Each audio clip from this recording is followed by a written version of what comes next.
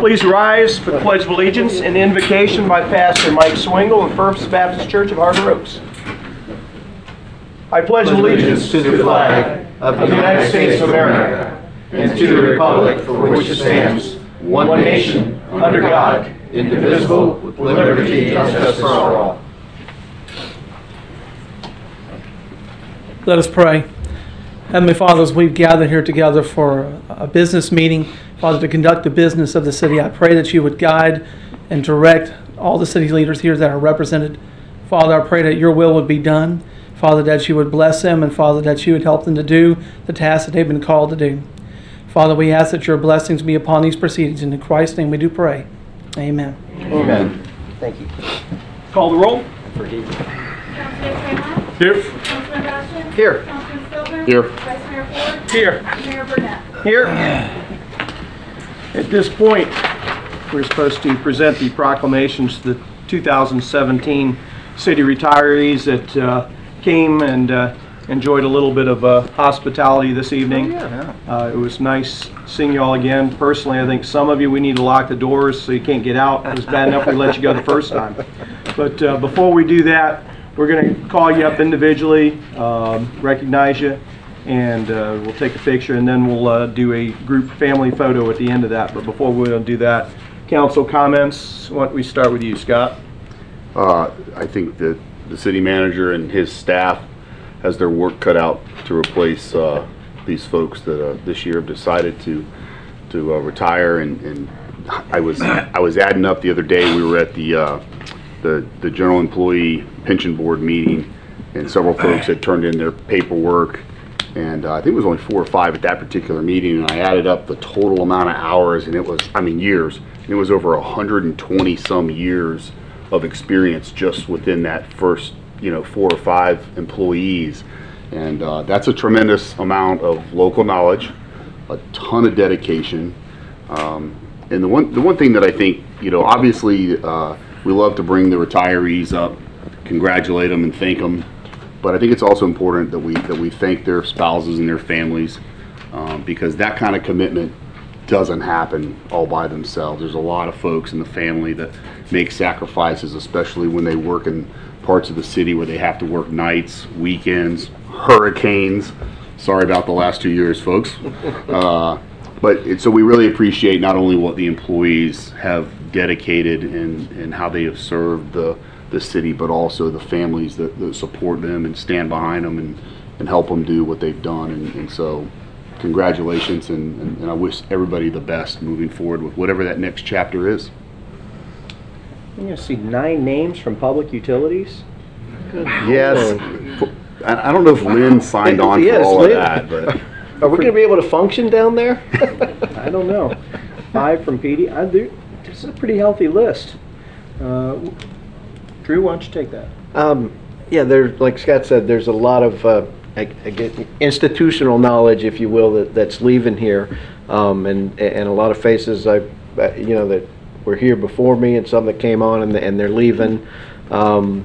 So I just have to say thank you, one, for your dedication and what you brought to Port Orange, and enjoy your retirement, because you certainly earned it. So Pat, I know you're going to be doing some traveling things, so just everybody enjoy it while you can, because it's time flies, and so we really appreciate what you did for us. So thank you.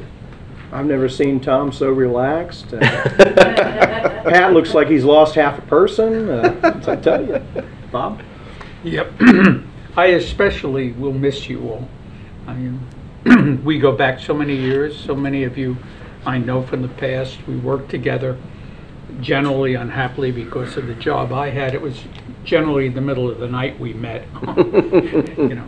So, but you will be missed, because we have a great city here today, and it's only great because of what you all have done. You've been the backbone of building this city. It's been a tumultuous, I understand your excitement or stressfulness at times, because I think we all had, as this city grew, and it grew very fast. In fact, some would say too fast. You all had to pull together all the frayed rope that occurred when things go too fast. and you did a great job of it. And I hope our new generation will be as good as the people that are leaving, and they got a tall order to fill to be as productive and as caring and as hardworking as you all were. We'll miss you. I will personally miss you. And on the other hand, I will tell you, having retired recently myself, it's a good thing. It's a good thing. I enjoy my retirement. I would be home playing in my garden or fixing my house, except for my wife, who makes me go on trips and stuff. But and she just told me about my new trip. That's why it's sticking in my mind right now. But again, congratulations and thank you. Chase? Yeah, I don't have the privilege of knowing most of you personally, but I am the benefactor of your service, and that's you know, you didn't just do a job when you work for the city, you perform a service. And when I say I'm a benefactor, I'm born and raised here since 1984. I had the greatest childhood of my life. Decided to raise my own kids here because of your service and your efforts in this community. I grew up, I was kept safe, I had clean drinking water, I had great parks and great leagues to play in. So, you know, I, as a resident and as an 11-year-old kid at heart, I'm thanking you for your service and what you did, and a well-deserved retirement that you guys have. Congratulations. Yeah, I usually don't do this, but Jake, you as city manager, these people reported and worked for you directly. I'd certainly like your comments as well. Yes, sir.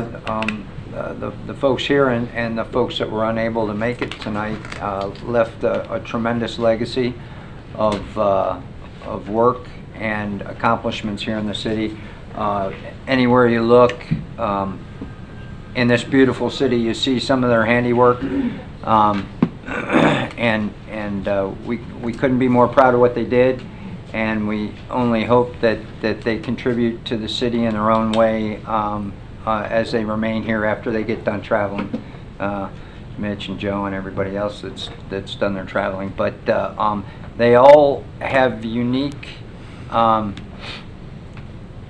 little hobbies and tools that I think will benefit this city in one way or another. And I hope to see them out and about showing off their new wares at craft fairs or other things of that nature. It's always nice to see them around, and it is a pleasure seeing all your faces this evening. I appreciate you showing up. Thanks. Maybe it's a sign of retirement, but most of them have gravitated to the back of the room. They want to leave after the proclamation. That's Council, in a moment we're going to go down and recognize everybody individually, but I want to read this list because it's...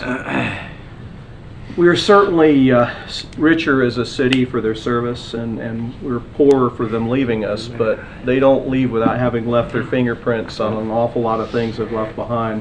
Richard Toohey, I believe, over 40 years of service. I don't believe they were able to find anybody that's been with the city any longer than that in records. That's longer than Chase has been alive. true. Tom Troutman, Joaquin D'Souza, Bruce Beckman, Pat Marsh, Mary Parker, Bob Lavender, Nancy Zuber, Thomas Zuber. I mean, yeah, public utilities took a hit. Yeah, they did. Chip Glore, Barbie Allman. That was probably, and I apologize, there's just no way I can, it seemed like half these names on this list retired in December, and I couldn't get to everybody's celebration, but Barbie's was one of the most fun because she was as in good a spirits as she was the day she started, no doubt. Deb Culpepper, Jeffrey Dyer, Joseph Bizub, Mitchell Thomas, Debbie Grabowski, Carmen Miller, Chris Geisha, Barry Marode, Robert Gaines. All of them have left a legacy, no doubt, and we owe them a debt of gratitude. With that, let's start giving out some of that gratitude. Council, if you join me down on deck.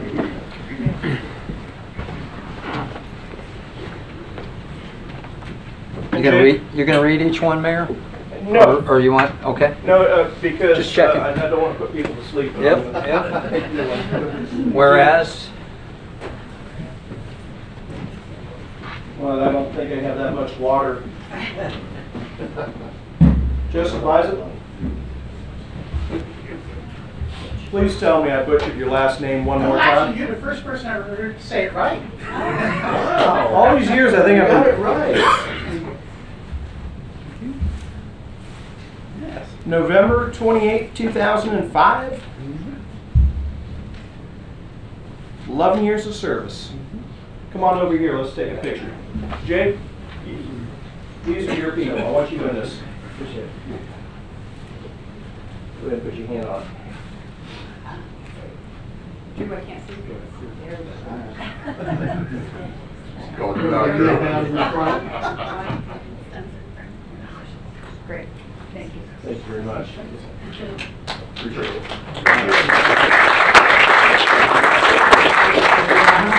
Tom Zuber.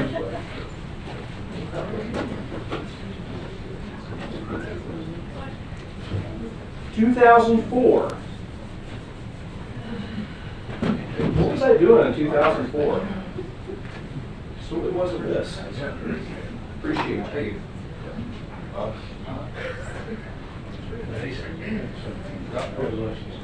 Thank you, sir. Appreciate it. Come on over. Picture. Picture. Come back and put your hand on.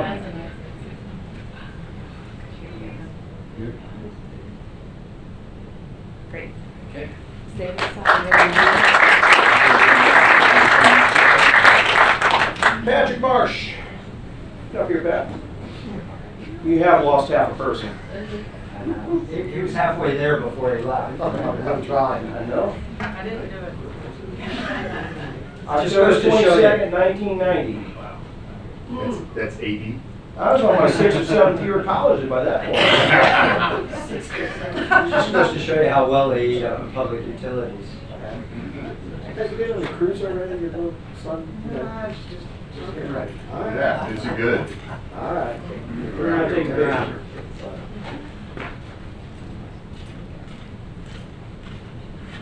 Great, thank you.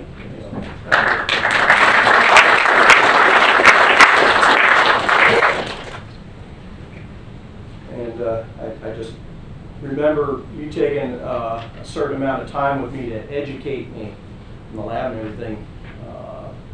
When I was a fresh newbie, kind of like Chase was a couple years ago, and I remember all those things. I remember faces better than names, but I remember, Pat, you took a lot of time. You answered a lot of dumb questions that day from me.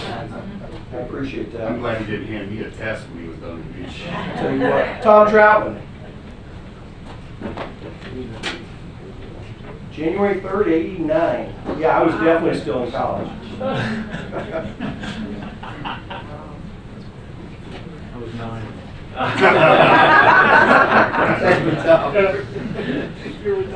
You don't get to leave without any ribbon.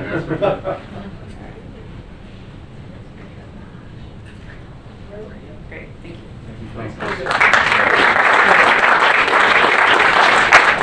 Mr. Thomas.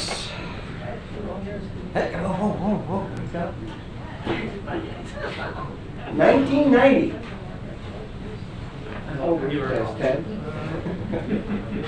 I remember some of those college years. Great,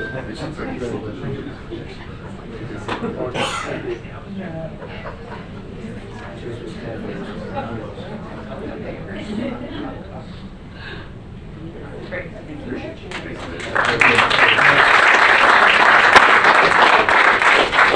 Nancy Zuber. Come on, Zub. Nancy's game with claws. October 9th, 1986.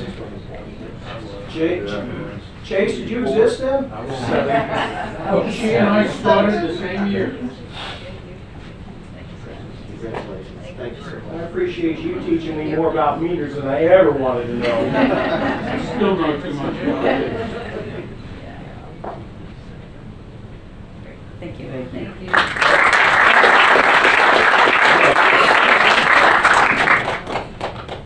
Chip Lord. August 3rd, 1987.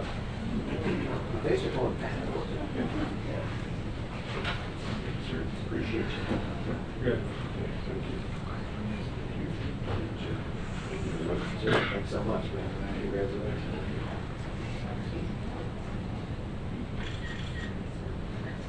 Great, thank you.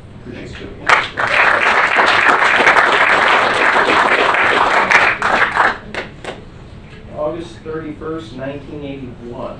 I think I just started at Spruce Creek. Bruce knows it's his. Bruce Beckman. Thank you, Scott. I'll see you in the neighborhood. Yes, sir. Pleasure to meet you. Good luck with it. Yeah.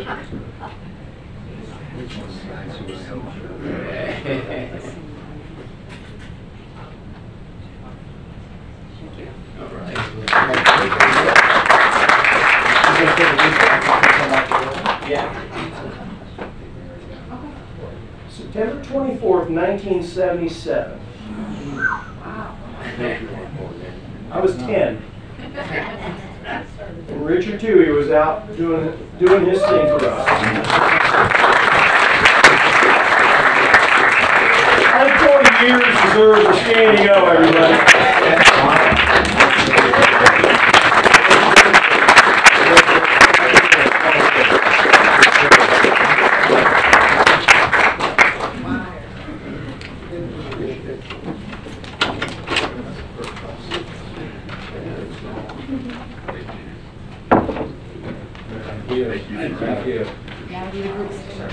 Okay, everybody. Come back. Y'all gotta come back. This is family photo time.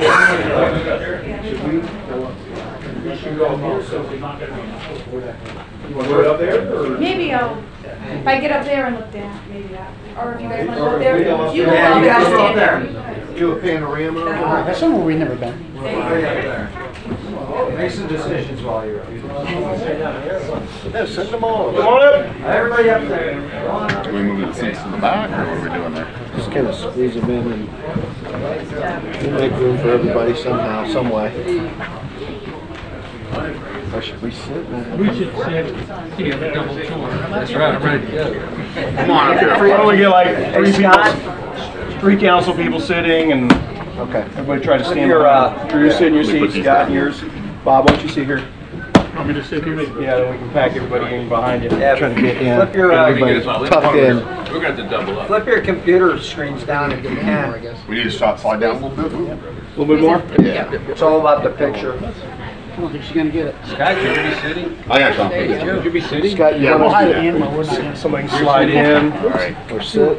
Come on Why down. not look so short? I don't want Pat behind me though. That's Oh, no, Pat's good. Yeah, put Bruce behind her. I'll come down here. I said, I don't know. You gonna be able to get us I'm gonna sit and get out of the way. Good stuff. Who's taking it? Everybody is.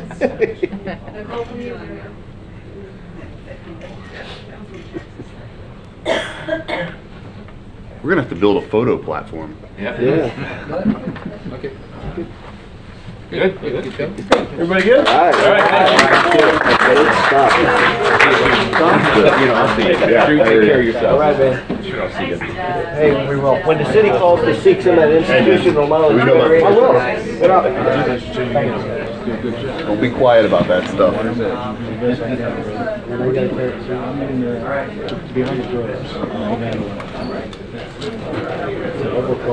I got friends in Waterson. Well, you should have at least one up there. Only one. Yeah. I thought somebody was supposed to lock the door to keep all them in here. We blew that place. Make him sit through the rest of the. Wasn't this the year fire proclamation? Yeah.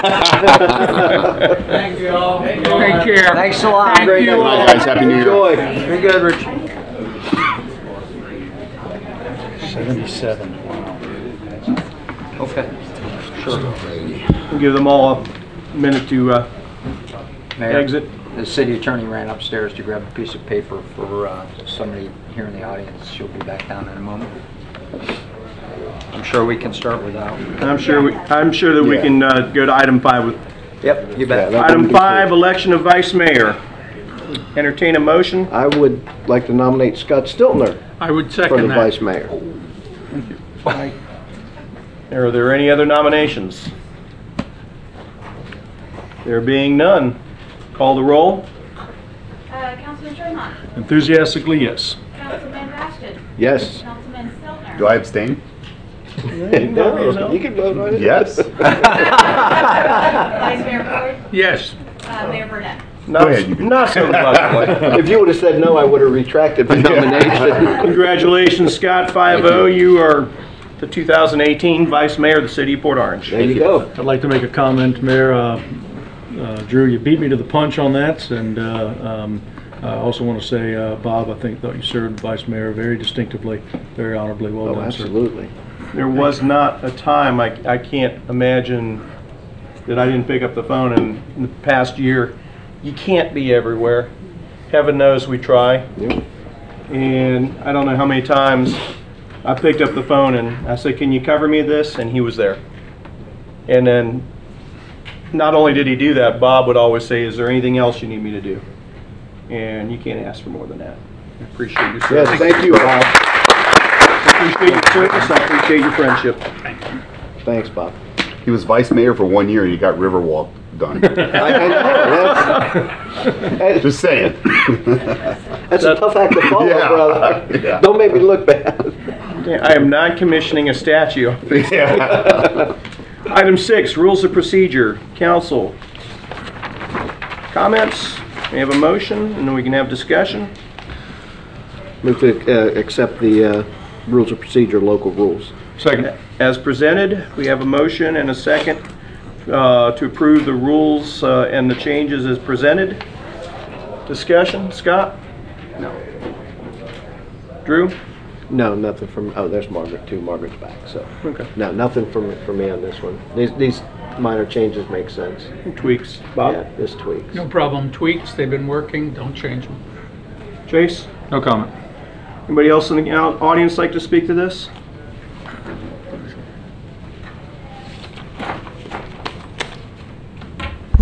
Sarah Jones, 44 Woodfield Drive. In addition to requesting that a presenter at a meeting submit their material ahead of time for IT requests, I would like to ask you to consider adding in, if they come into the meeting with a handout, which has happened several times, that there be sufficient handouts that the audience has a chance, as the discussion proceeds, to be able to view one of the handouts. Because what has happened in the past many times, and I'm sure you're aware of it, is the presenter will have 6 or 7 handouts, and then we'll talk about paragraph 2 or paragraph 3 in line this. And if you're sitting in the audience, you have absolutely no idea what's going on. I thank you. Thank you. Mayor, we can, if we have the stuff ahead of time, we'll provide a couple hard copy. Can't stop anybody from bringing something last minute, but if we have, if it's able to be done, the city will We provide. can always get it on the website. It'd be kind of hard to predict how many people would be here on any given night as well. We do it for other items occasionally, get Yeah. 10 or 15 And copies. then when Robin has anything, I mean, that's all available as well, We so. can do that. Okay. We'll take care of it. Thank you. The more we can do to be transparent, it's a good thing. You bet. Anybody else like to speak to this? If not, call the roll. Councilman Ford. Yes. Councilman Tremont. Yes. Councilman Bastian. Yes. Vice Mayor Stiltner. Yes. Mayor Burnett. Yes. You got the order right on the first go. Nicely done. Not bad. Professional. Consent agenda, public comments on consent agenda items only. There being none, may I have approval of the consent agenda? So moved. Second. We have a motion and we have a second. Can call the roll? Councilman Ford. Yes. Councilman Tremont. Yes. Councilman Bastian. Yes. Mayor Stiltner. Yes. Mayor Burnett. Yes. 5-0. That's 2 in a row. You're on a roll. That brings us all the way to item 12, Lakeside Jazz Festival request for co-sponsorship.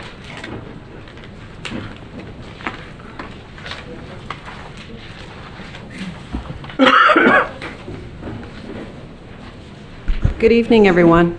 Mayor, Council, Mr. Johansson. My name is Dr. Mary Bonner, resident of Port Orange, 781 Sugarcane Lane. With me, I'm treasurer for Lakeside Jazz Festival. With me are Susan McKenzie, second vice president, Bob Barnes, our fundraising Chair Emily and John Hinkle. John is our president. My husband Joe, who's construction and some other things. And some other things. No, that's I a like title. And some other things. As requested. And Mr. Rob Bosma, who's one of the directors at Spruce Creek High School Band. Mr. Jeremy Blackwell, director at, and he's also our first vice president. Mr. Jeremy Blackwell at Atlantic High School could not be with us tonight because it's holiday for schools. Over the last 20 years, we have had this festival with your support. I realized after our phone call yesterday that these 20 years, that $102,000 that we've given students over the last 20 years, we would not have been able to do had we had to pay rent for the facility or had we had to pay liability insurance. You guys, the city of Port Orange, has done that for us as a partner. And we appreciate that. We appreciate the opportunity to continue doing it, if that be allowed. And we have researched liability insurance. And because of the gracious gift you give us, we have no problem paying for that insurance. It takes away about 3 to 4 scholarships, but it's worth it if we can still have the facilities as a gift from you and our city. Do you have any questions for us, or would you like to know any more? I think we can come up with at least a few questions, because this is without a doubt, Scott, I think you'd agree with me when I say this is probably the premier cultural event yearly in the city, without a doubt. And to have an opportunity, in my eyes, to formalize that relationship and be a partner with that, I think it's a tremendous opportunity for us, and it's a tremendous chance for us to give you our backing and our sanctioning. It's just a blast. Yeah. Every year. It is a blast. Why don't you start, Scott? Yeah, I would agree, and the way it has grown over the last couple of decades is quite impressive from where it started, and I think that it's something that a lot of residents and families look forward to. And for a while there, it was pretty much the only cultural arts event that we were having in the city center area. So I look forward to maintaining a relationship with you guys and the city co-sponsoring these events. We need to have some discussions in the future for sure. You know, what can we do to be more efficient, and you know, money's getting tighter and tighter as we add more and more events and we see more and more people and the resources that it takes to pull these things off without sacrificing quality, which is not what I want to do. I don't want to sacrifice quality, and I want to make sure that we host quality events and co-sponsor them, and your folks, and the amount of volunteers, by the way, how you guys pull that off is great. I mean, the parents really get involved, and that is incredible. And many of us are former band parents. Right. And so we also, not only do we have former parents volunteering and community members, but we have current.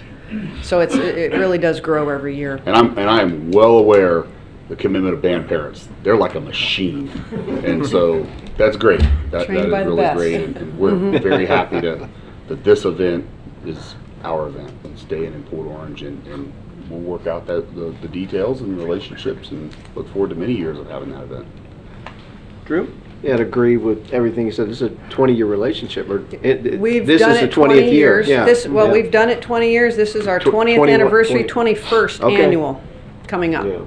The insurance one, the liability, that's a in the new 600?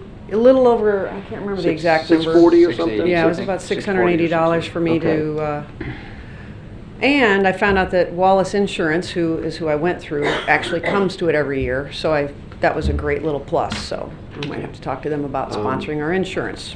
You know, we'll have to figure that out, right? Yeah, because I mean, you know, you have to have those things. That, I mean, we all know about liability and everything, and so, yeah, I think we can probably do this partnership and keep everybody happy with the proper insurance and certifications and everything, and make it all good. Appreciate it. Yeah. I like the fact that we know that we can formalize this in such a way that we know this is going to continue. Yeah.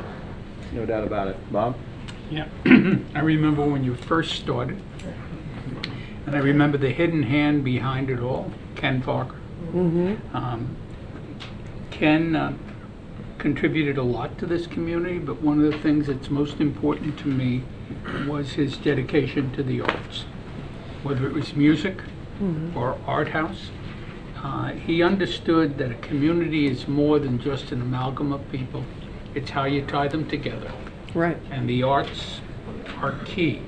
And the most important parts of the arts involve young people, because you're producing the future of art in this country, whether it be jazz, whether it be the visual arts, etc. So I'm strongly in favor of what you're doing, and I'd be delighted to vote for the continuing partnership. We'd be insane not to. Thank you. Yeah, likewise. I mean, when you consider how much we continue to grow as a city, but you keep these community-oriented events in place that keeps the old school feel, I guess, if you will. How many scholarships again have you guys? Over the last 20 years, we've given out over 1,000 scholarships, totaling over $102,000. It's kind of a lot. In the last several years, and there was a letter that we wrote that you may have in your packet there. But the last year was our most, over $10,000, almost $11,000. One student didn't go, which would have hit $11,000 for the first time ever. So it's, like I said, with our partnership over these last years, had we, as a nonprofit, had to pay rent for our city center, the students, we wouldn't have had money to give. So thank you.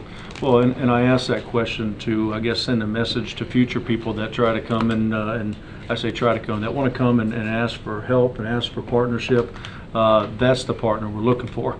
That the community, the residents get the biggest bang for the buck. That it's not just we're getting handouts to say, hey, we want to break so we can give you the bigger bang for it as a community as a whole. So fully supportive of this. Thank you. I remember the first time that I went to a jazz fest, and I took my dad, and he was just absolutely blown away. And he said, the things that we do in this city, he's just blown away by. And he's like, this has been going on for years. I'm like, yeah, Dad, this is what they do. This is what they do, and it's a terrific legacy that you're supporting, not just an event, but a legacy. And I think we all want to be supportive of that in any way that's fiscally sound and responsible.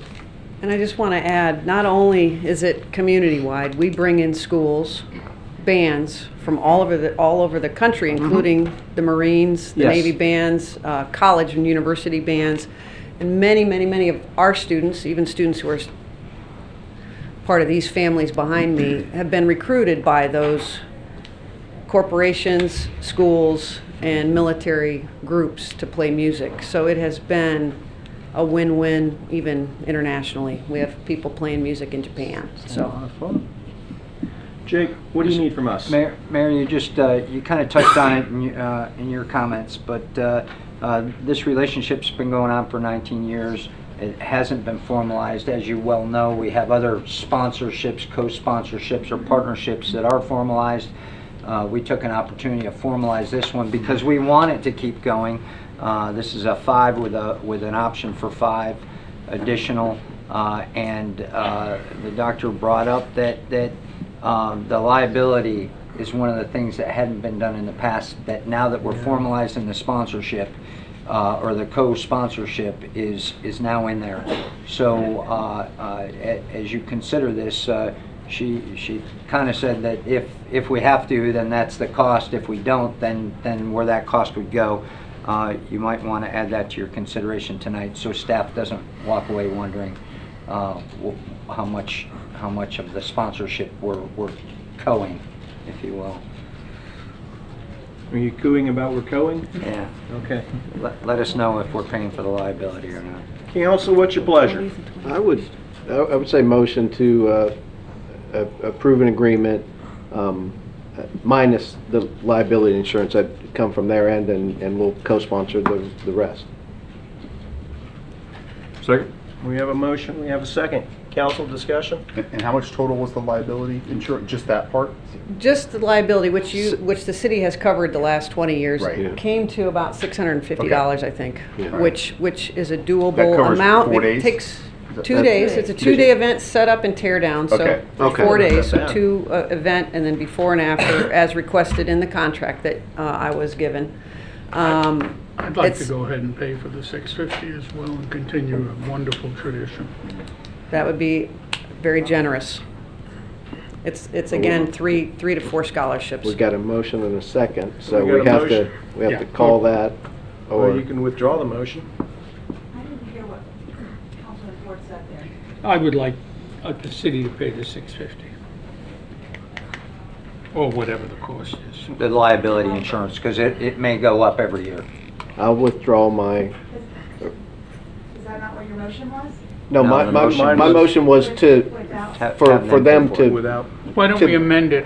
I make a motion to amend the motion to pay the liability as well, at the current level? the current level. The city would pay the liability. Regardless of the level. We will pay the, Yeah. that is the motion. The amendment to the motion is to include payment of the liability. Do I have a second? Second.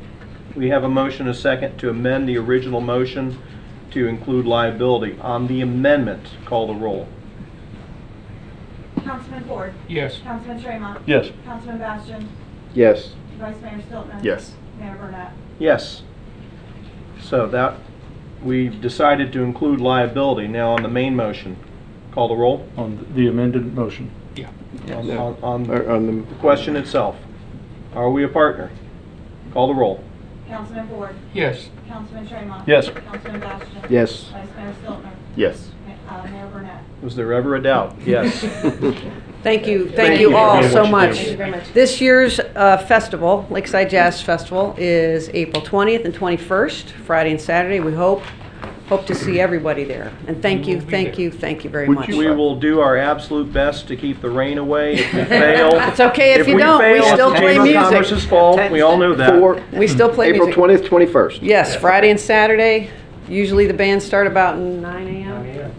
And on Friday and Saturday night, sometimes it goes till 9:30 if the bands get a little crazy. 9:59. 9:50. But, Definitely not At past At least 12 hours both days of music on both stages. So thank you very One- much. One small request, if you can work it in, is that when you guys issue the scholarships, we would love it if we could work it out for the scholarship recipients to come on a Tuesday night. Oh. council Oh, meeting that'd be great. So Yes. that we can congratulate them and meet them as well, so.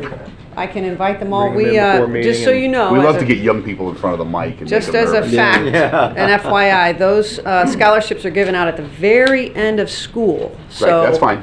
Yeah. those students who can come in June, I We'll will do what we invite them can. all. Thank At you. least extend the invite. I will. Yeah, 'cause Thank you they very deserve much. the recognition. Yep. at Yeah, that we'll point. get them before they go on summer vacation.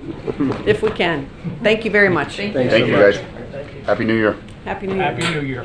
Mayor, we'll revise that agreement that you have in your agenda package, bring it forward for the signatures. Very good. Jake? Sir? It seems that we keep doing this. I'd certainly like to maybe have a workshop discussion item about maybe revising our ordinance so that maybe we can make this a little bit easier. Well, I think we'll do that, sir. I think workshops or co-sponsorships and the waivers that we've been seeing are probably something. I think You're going they're to see two one separate next items, week. but they're interrelated. Same workshop. Yeah, we'll take care of that and get it up and see if it's time for that. If we're going to keep doing this, we might as well formalize it and do it the right way. We can have council conversation about how to proceed with that. Sure. Council comments. Chase, start with you. No, Happy New Year, to everybody. I don't really have any comments today. Ready for good 2018. All right. Thanks, Coach. Thank you, sir. Bob? Yeah, I want to follow up on comments I think all of us have made about traffic on Dunlawton and traffic problems in the city. I would like to, I don't know how to do it, but at least informally as a council send a message to community development, because and I understand their problem. They have rules, they have planning policies, but you know, and then every once in a while the council changes its mind and catches them unaware. Oh, we've never done that. Yeah, but anyway, I would like to, and I think I got a sense for the rest of the council, and that's why I'd like the others, all of you to comment on it. I think it's time to say something to the effect that further development along the Dunlawton corridor needs to be studied, and when a proposal comes in, it needs to be one that provides the least traffic problems, additional traffic to that area. I think we need to send a message to the development community and everyone else that we welcome development. We have a lot of areas in our city. Come on down on Ridgewood by me. There's plenty of room.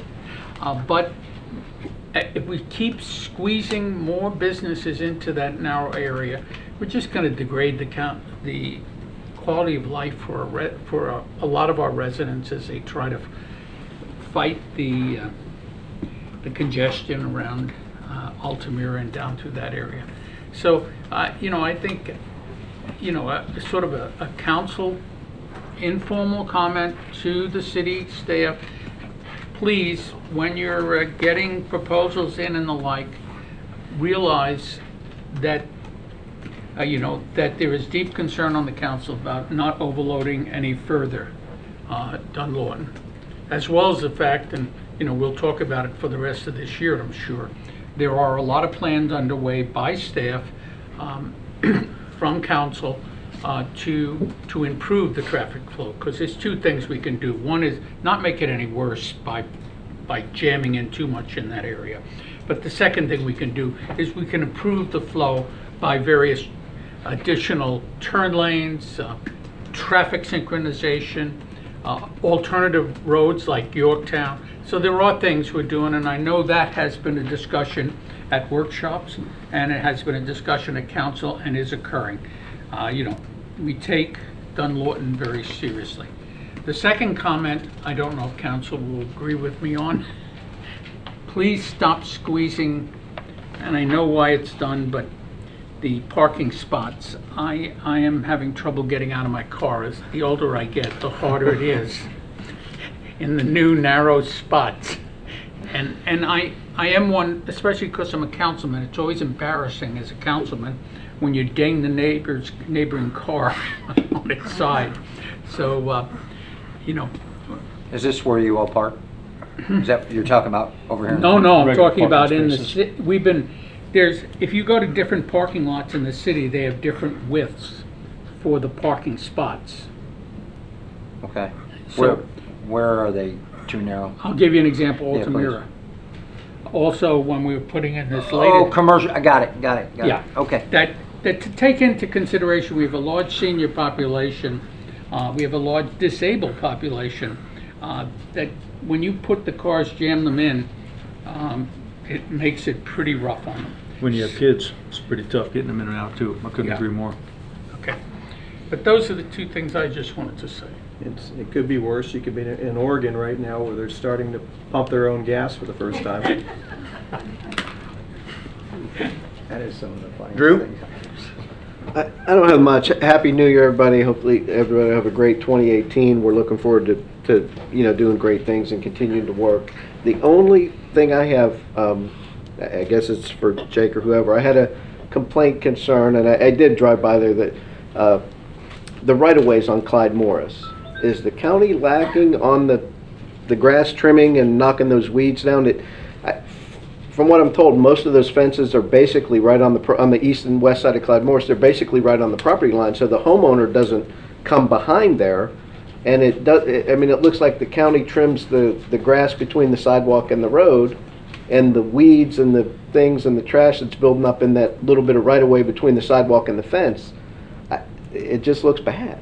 And I mean, this time of year, when it's not growing as quick because it's colder, it's not as bad. But the summer, it's terrible over there. Yeah.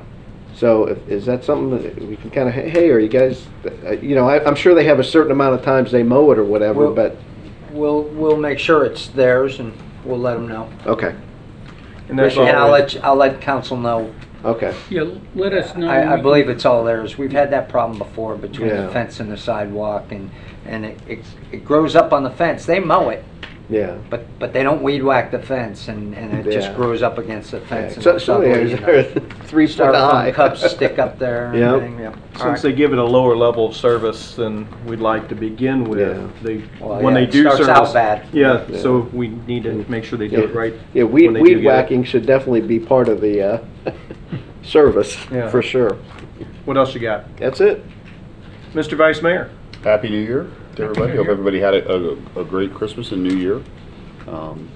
Little chilly out there today. We'll get that corrected for next year. We don't want to have events like that.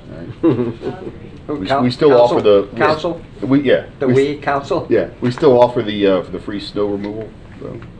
No, we had this, we're gonna suspend Oh, it. we It's suspended getting- that? yeah, it's getting Too too. expensive? And where's And our we Chamber ran- of Commerce weather? We ran out Where's of our Chamber of salt. Commerce weather? We ran out of Typo. road salt. Typo. Boston's got 400,000 tons or something. They can let us borrow some. I just wanted to mention an idea actually for Jake, I guess, to look at and see. Maybe we're already doing it, but when certain events occur within the city, like missing persons or silver alerts and stuff like that, do we have a process in place to get those descriptions and information out as quickly as possible to all city staff that are mobilized and out and about moving around? See, it used to be years ago. We all get silver alerts. Okay. On our work phones, if we have them. I think we all get them. So some of those alerts, I guess, there's a time frame that it goes through to get that out. Years ago, obviously, when we had shared channels, Public Works it was pretty quick, So when an officer had a missing persons and there was some urgency to getting people looking for a person, you might only have X number of police officers, but then you've got 10 times that in city employees, whether it's Public Works, Public Utilities, whatever, driving around. How do we get that out, and how quickly are we able to do that? Our emergency manager can get it out, and think about this too. One of the things that has developed since your early days on the force is the social media, and boy, you want something to happen quick, you put it out on Facebook. But we'll contact Jordan at Emergency Management. We do have a push notification system. We don't want to abuse it, but that would be one of the times where I'm sure we can use it for our benefit and push it out to all I just staff. want to make sure that if there's something council can do in terms of technology to help that's brought to us that we can consider. We have it. Okay, We just need good. to better utilize Because I saw it. we had a gentleman, was it last week, that went missing and was found over in Ocala, elderly gentleman. Right. But so that's what kind of made me think of Yeah. it was I want to make sure, because we do have quite a few city employees doing different types of jobs that are out and about and visually can be looking for vehicle descriptions and things like that. So, okay, bet. that's it. If you all don't mind, a personal indulgence on my part. A couple days ago, I attended the Chick-fil-A Peach Bowl in Atlanta. Go Knights. And Who's playing? it was a real thrill. Who's playing? I just wanted to point out that there were a couple of local kids on that team. Adrian Killens, who went to Mainland High School, whose brother plays at Spruce Creek High School now, played a starring role for UCF, and Michael Kalubiali, who went to Spruce Creek. Yeah. And talk about living a dream, walk on, and now as a senior played a very large role in what was the #1 scoring offense in the nation this year. And we have champions coming from our area, and I just kind of wanted to give a nod out to them. Isn't there also a kid playing running back from Atlantic? Or was that last year? CJ Jones, he's still there. He was on the injured list this year, Okay. but he's a product of He's still Port there. Orange, Pop Warner. There we go. Some of our Absolutely. programs. Michael was one of my players in basketball, coaching several years ago. Came up through that program, just a tough-nosed kid. Couldn't be happier for him. Was it your coaching in basketball that pushed him to be a football player? No. I'm just saying, great choice, Coach. Mr. Vice Mayor, it's going to be a long year if you keep that up. I'll say it toughened him up for football. Yeah, there you go. Not sure how to answer that one. Good question there, Vice Mayor. Special awards, reports, recognition, proclamations. Item 14, report from Kemper Sports on the Cypress Head Golf Course. Kemper, there he is. I got my jacket and sweater today. Good evening, members of the City Council, Mr. City Manager, Mr. Mayor. Bob Duquette from General Manager from Cypress Head Golf Course. Following is my report, financial operational summary for November of 2017. We'll go through this. Overall, our golf revenues for November finished equal to our budget. Our range revenue was compared to the budget, or was $32.46 compared to our budgeted for $3,051. Our pro shop merchandise sales were equal to the projected budgeted amount as well. Our payroll was good. It's lower than our projected budgeted amount for a savings of $6,511. And most of this is, again, controlling some labor costs during days where the rounds themselves were reduced. Operating expenses finished at $43,554 versus a budgeted amount of $54,846. And most of these, again, are timings of invoices for things that we need for the golf course that will probably come due in December. From that point, some savings. The rains finally did stop for the month of November, so our rounds only slightly reduced, and the only reason was Thanksgiving, which got completely, no one played golf on Thanksgiving. It just wasn't happening, but it was a good day for football. Month of November is our second month in a fiscal year 2017-18. And our year-to-date revenues are equal to the budget. Range and are equal as well as pro shop revenues, which are just slightly higher. And our payroll and operating expenses for the year-to-date are both lower than the projected budgeted amounts. Food and beverage, as you all working at this point, the revenues for a restaurant were not realized for November. Don Burke's still there. He's working with us. He's the manager of the restaurant itself. He's serving the golfing public as well as offering a lot of daily specials for the communities around Cypress Head. And in December, we did host quite a few holiday parties that the facility was used quite a bit for throughout the course of the month itself. So that was a good plus. Don couldn't be here tonight. He was going to come. Unfortunately, I think he had a death in the family where he had to attend or he had to leave for that. In terms of rounds, we totaled 4,108 total rounds, which were 3,309 paid rounds, 579 annual rounds, and 220 other rounds. Broken down with that was 3,286 18-hole rounds with 714 9-hole rounds. In terms of maintenance, we do have an agreement or an agronomic plan for our upcoming year, which we've already included some fertilizer applications, insecticides, pre-emergent for weed controls in all the par 3 areas, as well as a range was overseeded for ryegrass to help control, because it takes quite a bit of beating if you've played golf on the par 3s, and particularly on the range gets a lot of use. Our Cypress Head passes were made available. Didn't change too much from the previous month. We had 40 legacy pass holders, 19 Cypress pass holders, and 74 current trail members. Reggie Hunter, who's our director of sales, she still works pretty actively in the whole community. Involvement with the Port Orange South Daytona Chamber, as well as the Ambassadors Program, the Daytona Beach Chamber, and the Rotary Club as well. And she's currently focusing mostly on booking tournament events, which has already started to shape up for March, April, and May already. And of course, we look forward to the June Mayor's Cup, Mayor's Tournament.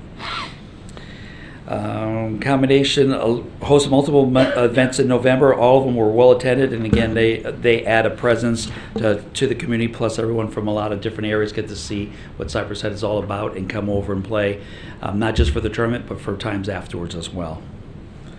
300 questionnaires were mailed out during November, and we did improve our number of surveys responded this time. So our golf course received 9.0 with a recommended rating and 9.2 and a service rating of 9.5.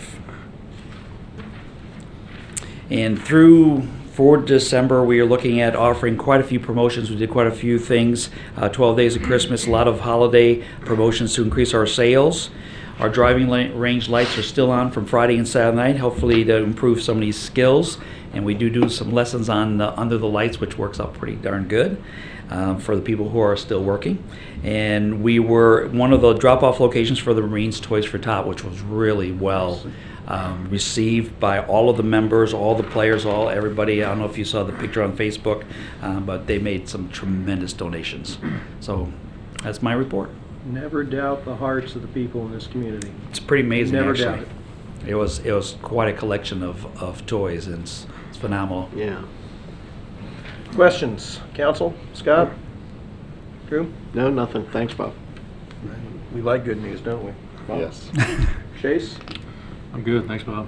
All right. Can I warn you about the month of January, which is 4 days? We're over on any of those items themselves. Again, Okay. some of it might be a timing depending on when it gets delivered or when we pay for it.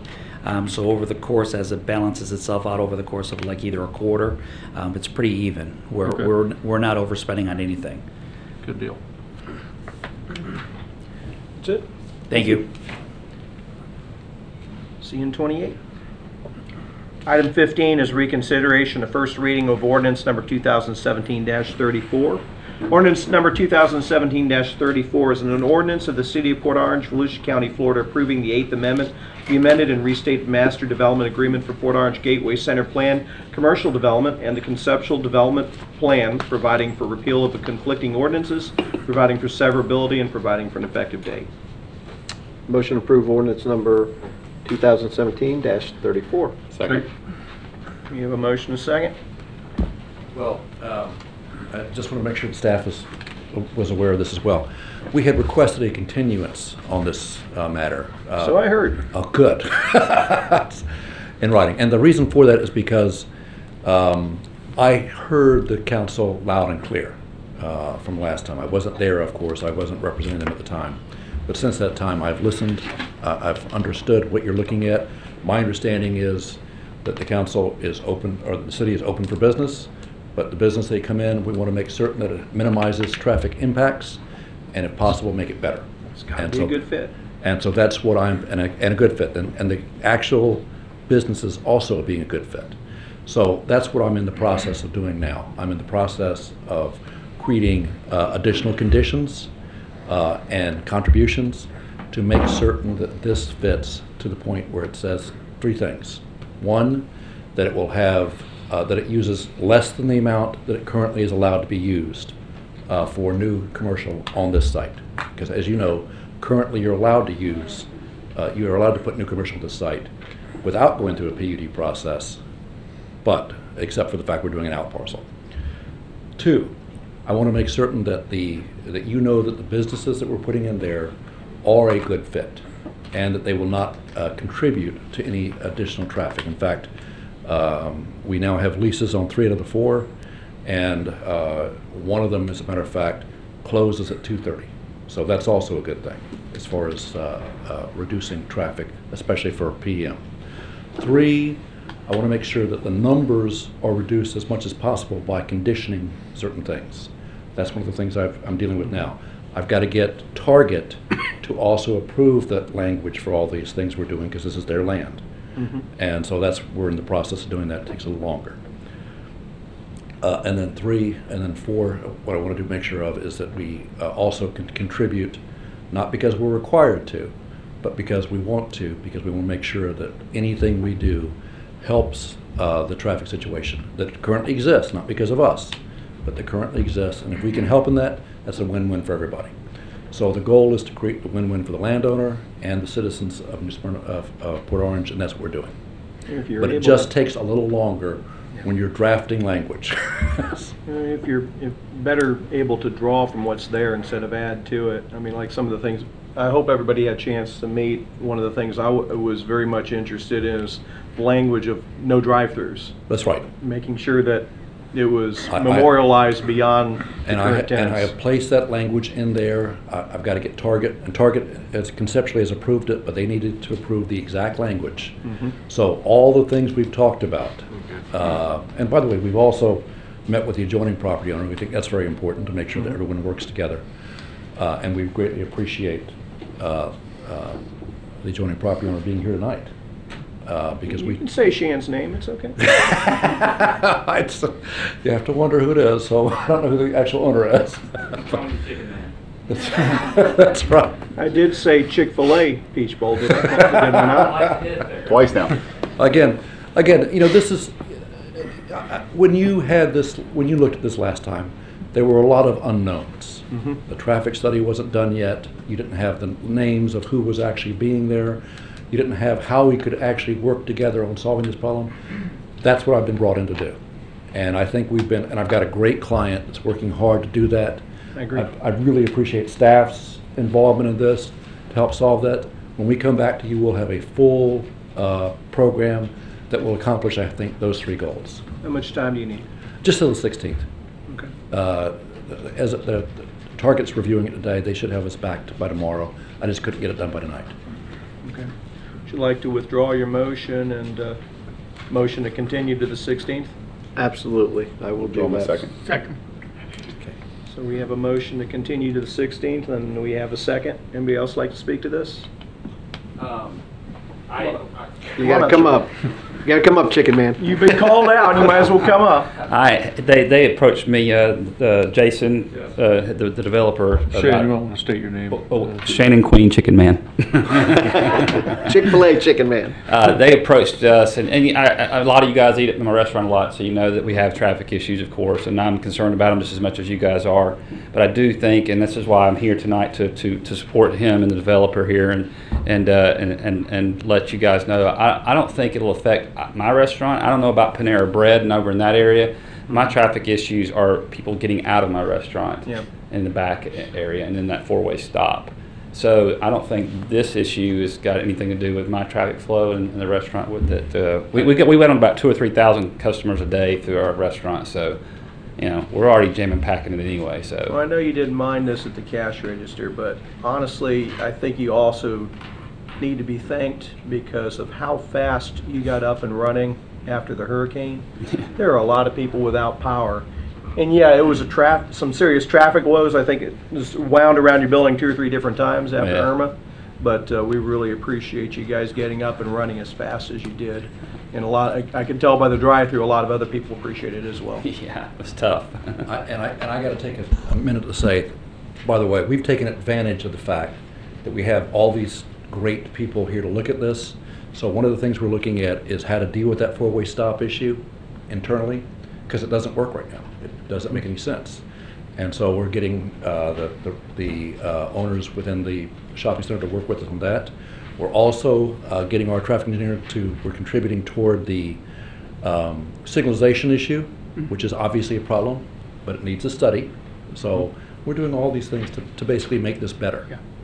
And Chick-fil-A, actually, we are actually going to be submitting plans for you guys soon. We're actually planning on, my restaurant's 15 years old now, so we're going to be planning to remodel and do some things to our parking lot to help the traffic flow, hopefully. And we're going to, Chick-fil-A and the restaurant development team is going to be submitting that to you guys probably in the next few months. So hopefully that'll alleviate some of the concerns that you guys have with that. So. Man, time flies. Chick-fil-A's been open 15 years. Are you kidding me? Oh my gosh. That's a lot of nuggets.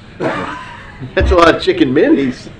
Yeah, Mr. Mayor, I had a very good meeting with the developer, and we had a very honest and frank talk. And they did make a series of suggestions that are very positive for traffic on, you know, including financial commitment to signalization, which is, signalization study. Yeah, study. Is that for the turn into the main plot? Yeah. But anyway, they did make some good commitments, and you know, we had a talk about the type of business and the flow and the like. So I saw some very positive things coming from the conversation. Now, of course, I'll wait to see the data. Right. But, okay. Proof is in the pudding, they say, right? Chase? Yeah, you know, I think one of the things, you know, we talk about controlling growth. You know, there are some things that we just don't have any say over, no control over whatsoever. But when you come to an opportunity where you have some say in the matter, you know, I don't think we want to miss out on that. When we consider right now what can go in there without our approval, and you know, if you come back here 6 years from now and you know, and a Best Buy or whatnot wants to go in there, which according to the ordinance right now can go in without our approval, I don't want to look back and say, man, I had an opportunity to minimize that damage. So educating the public on this will be a major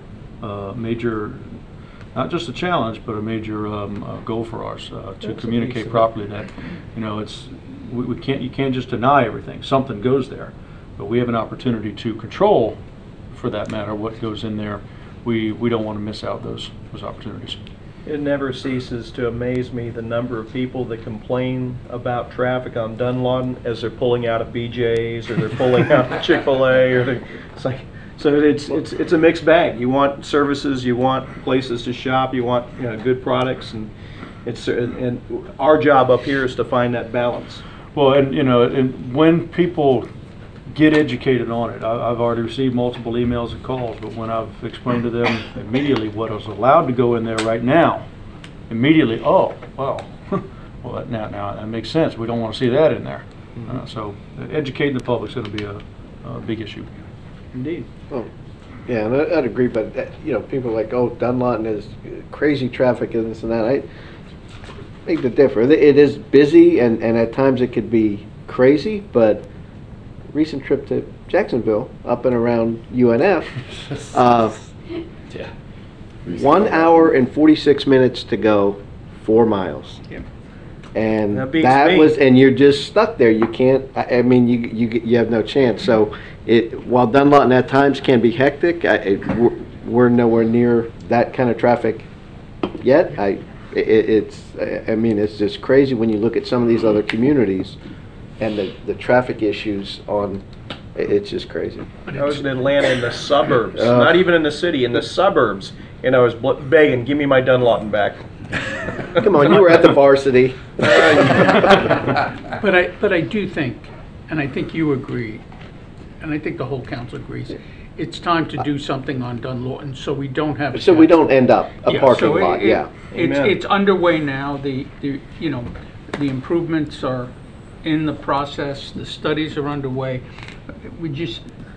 Now is the time to stop Dunlawton from getting much worse. And that's all I think. Yeah.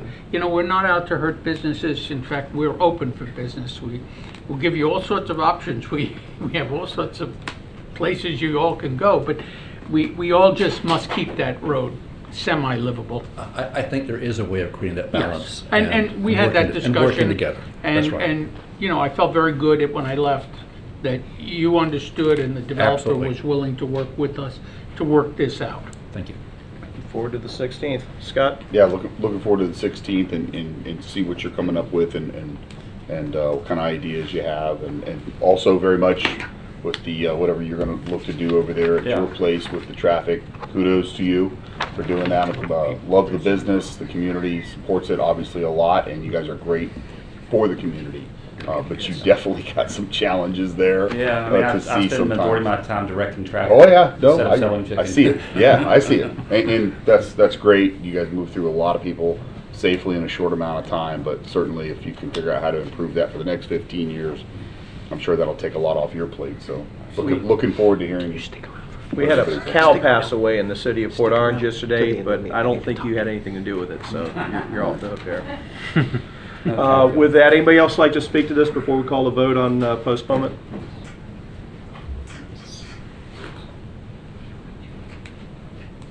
Good evening.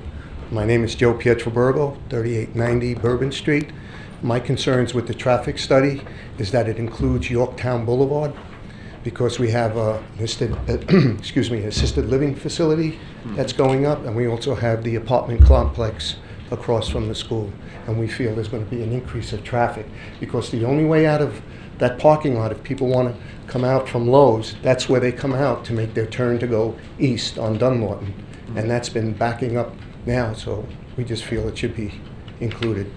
Thank you. Good Thank comment. you. Thanks. Anybody else? Council, anything else? Call the roll. Councilman Ford? Yes. Councilman Schleyman? Yes. Councilman Bastian? Yes. Vice Mayor Stelter? Yes. Mayor Burnett? Yes, we are continuing to the 16th. Item 16 is the second reading of ordinance number 2017-33, an ordinance of the City of Port Orange, Volusia County, Florida, amending the comprehensive plan capital improvement element, providing for the fiscal year 2018 to 2023, 5-year scheduled capital improvements, and supporting data, providing for repeal of conflicting ordinances and resolutions, providing for severability, and providing for an effective date. Can I have a motion for approval? So moved. Second. There you go. I have a motion by, I almost said Vice Mayor, Councilman Ford, and a second. We'll go to Chase Tremont over there. This is the second reading. Comments, council? No, nothing None? tonight. Nothing? Yeah, second reading. Nothing? Anybody else like to speak to this? If not, call the roll. Councilman Ford? Yes. Councilman Tremont? Yes. Councilman Bastian? Yes. Vice Mayor Stelter? Yes. Mayor Burnett? Yes, 5-0. City Attorney comments? No comments this evening. Jake, what do you got for us tonight? Regarding the Dunlawton improvements, I talked to Councilman Ford earlier this week. I'll be sending out an updated map with all the improvements that Tim Berman and Melanie up in Community Development have developed for me for my city manager coffees. That's when I put them out, so I'll pass them all to you. And if there's any questions, you can ask me, or as we do our one-on-ones, I can brief you on it, or Tim can brief you on it.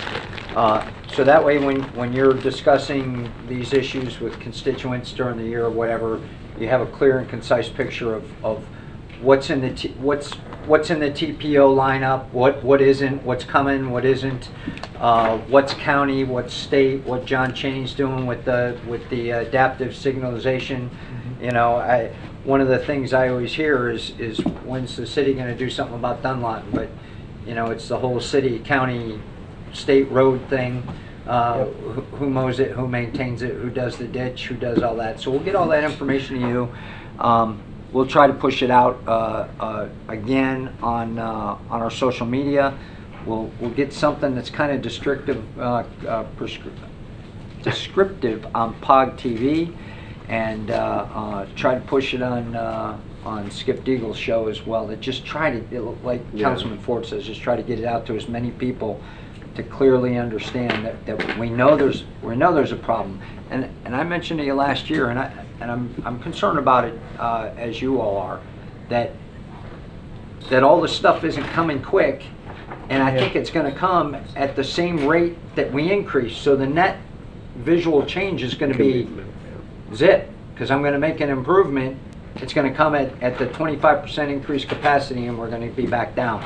The other thing that Councilman Ford and I talked about is everybody wanted a U-turn between 95 and Yorktown. So we got one. Now everybody's complaining about the U-turn because it's cutting people off from going into that Lowe's entrance that we just talked about.